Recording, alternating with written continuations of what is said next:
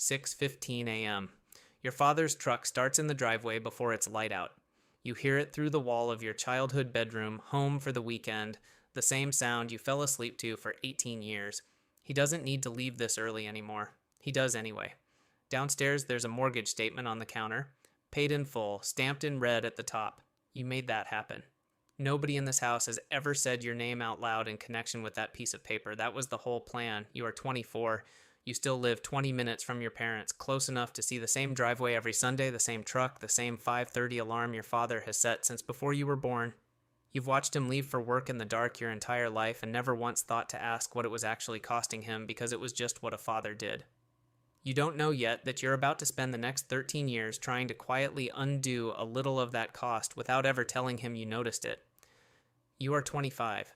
Your friend Marcus gets a raise and leases something German the following week. He parks it outside your apartment to show you, engine still running, grinning like he's already arrived somewhere. You tell him it looks nice.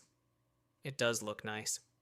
You go back inside and eat leftovers, standing at the counter, and don't think about it again until much later, when the shape of what you're building finally starts to matter more than the shape of what anyone else is driving. You are 26.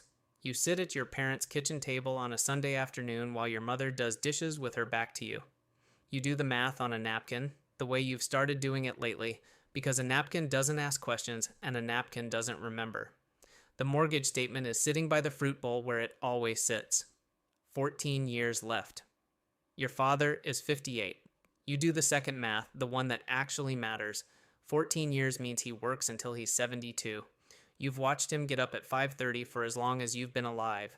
You do not want to watch him do it at 72. You don't say anything.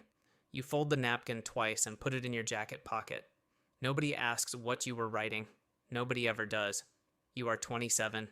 You open an account online, alone, at your kitchen table in your own apartment. You don't tell your father. You don't tell your mother. You don't tell the woman you've been seeing for 8 months, $300 a month, automatic, the same day your paycheck lands, so you never see the version of the number before it disappears.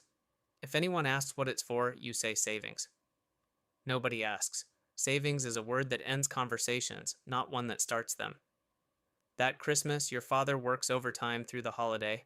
He tells your mother it's just this once. You've heard him say just this once every December since you were 12 years old. You do the math that night instead of sleeping. You don't like how slow it moves. You are 28. Marcus gets a bonus and buys a boat within the week, parks it in the office lot for a full afternoon so everyone can see it before he even takes it out on water. You watch this from your desk and feel nothing you can name. That night, you increase your transfer for the first time from $300 to $350. You don't tell anyone. There's no boat to park anywhere. Your mother calls that same week to ask if you're doing all right for money. You've been quiet at family dinners, she says. You tell her you're just tired from work. That's not a lie. It's not the whole truth either. You are 29. The account crosses $12,000. You sit with your laptop open on a Tuesday and run the numbers 3 separate times because you don't trust the first 2.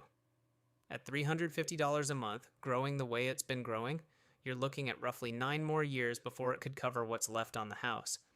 9 years sounds like nothing when you say it out loud and sounds like the rest of your life when you actually sit with it. Your father mentions at dinner that the roof needs replacing. He says he'll get to it eventually. You know exactly what eventually means in his vocabulary, because eventually is the word he's used about his knees, about his back, about the truck's transmission for 3 years running. You say nothing. That night you go home and increase your transfer by another $50. Nobody notices a $50 difference in a paycheck. You've made sure of that. You are 30. Your father's oldest friend, a man named Walt, who's known you since you were in diapers, corners you at a barbecue and asks when you're finally going to do something with your life the way your cousin has, the one with the new truck and a boat of his own now too. You smile and say you're working on some things. Walt laughs like that's a nothing answer, because to him it is. You don't correct him. There's no version of the correction that doesn't sound like bragging about a number that isn't even finished growing yet. You are 31. The woman from Christmas is your fiancée now. She finds the account by accident, the way people find things when they're not looking for them. A tab left open on a shared laptop. She asks, gently, why you never touch it. You tell her the truth for the first time out loud. You're saving to pay off your parents' house. She's quiet for a moment.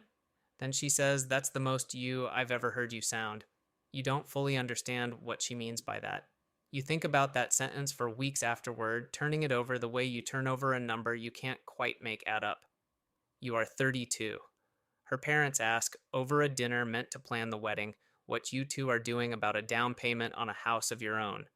You give a vague answer about priorities. Later in the car, your fiancé squeezes your hand once and doesn't ask you to explain further. That's the night you realize she's the only person alive who knows the actual shape of what you're building, and she's never once asked you to stop. That winter, Marcus asks you to invest in a bar he and two friends are opening, says it's a sure thing, says you double your money in 3 years easy.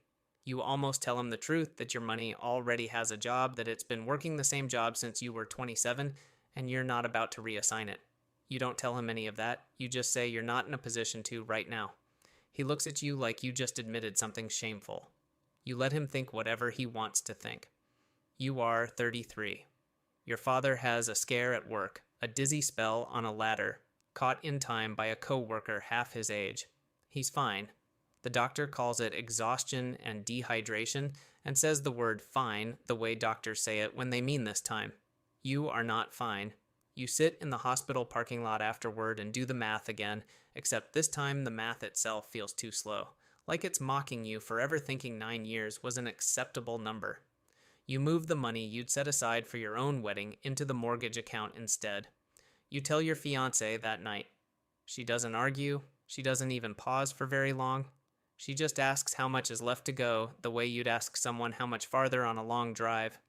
You get married that spring anyway, in her sister's backyard, on a budget that would have embarrassed you 5 years earlier. It doesn't embarrass you now. You've stopped measuring that kind of thing the way you used to. You are 34 later that same year. Your wife tells you she's pregnant. You do the math instinctively, the way you do math on everything now, and for one night you consider slowing the transfer down, giving yourselves more room. In the morning you decide against it. If anything, you tell her, this is exactly why it has to keep going. She doesn't ask you to explain what this means. She already knows.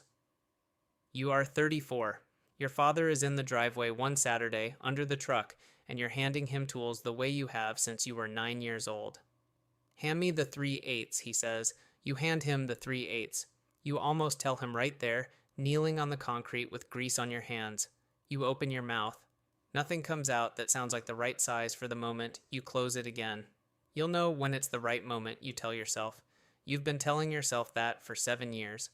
That same year at Walt's retirement party, you overhear your father telling someone at the next table how proud he is of you, for reasons that have nothing to do with any number, for showing up every Sunday, for helping with the truck, for marrying someone decent. He's never said any of that to your face.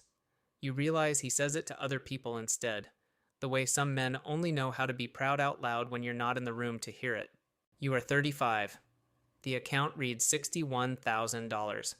You look up the mortgage balance the way you check it every few months now, quietly on your lunch break, in the parking lot of wherever you happen to be. $58,400.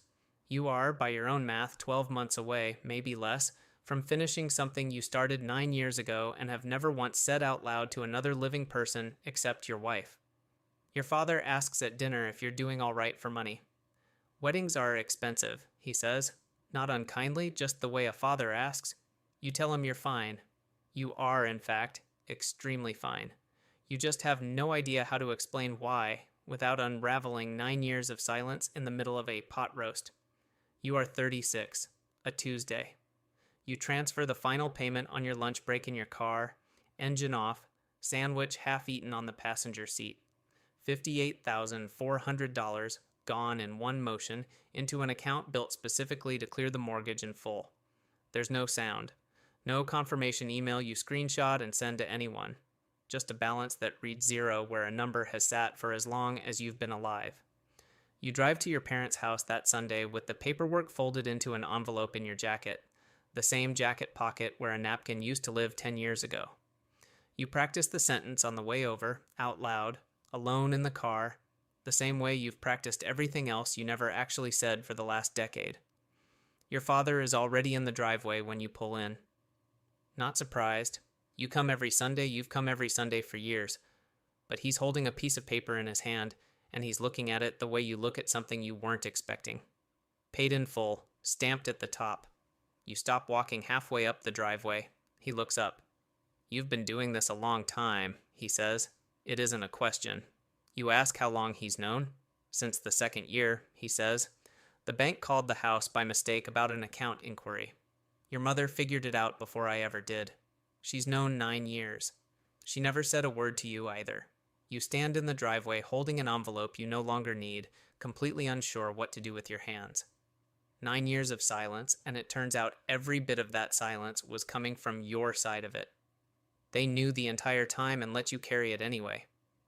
Why didn't you say something?" you ask him. He folds the statement in half, the same fold you've been giving your own napkins for a decade without ever noticing the resemblance.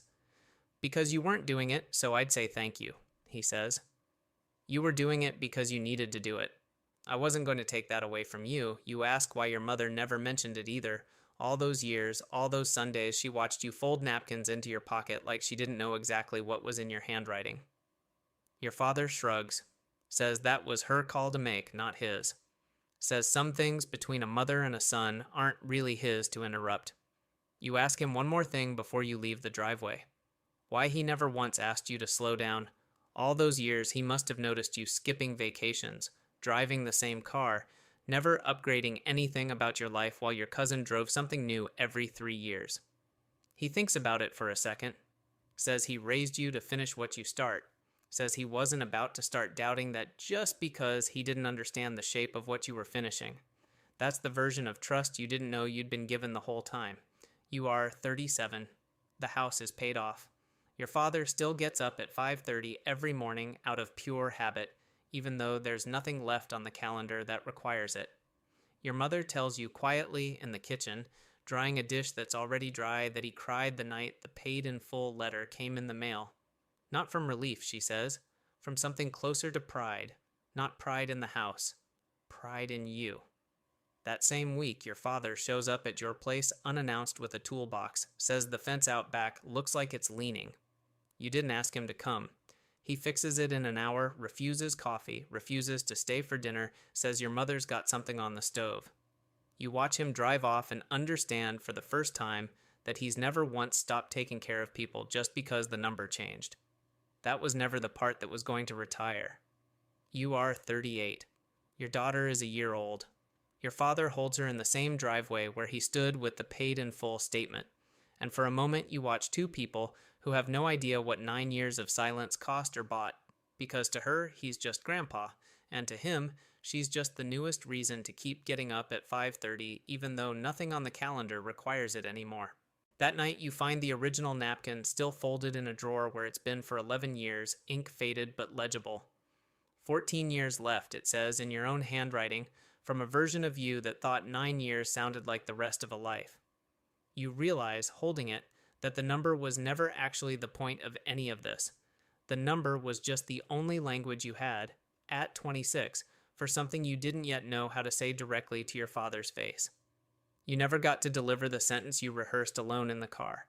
He'd already known for 9 years before you ever opened your mouth.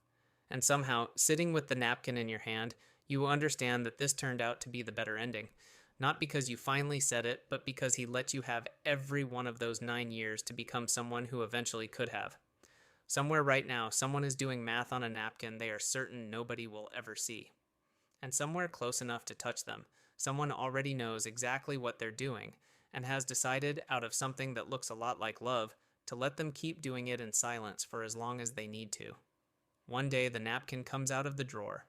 One day the silence turns out to have been a gift the whole time, waiting patiently on both sides for someone to finally say it out loud.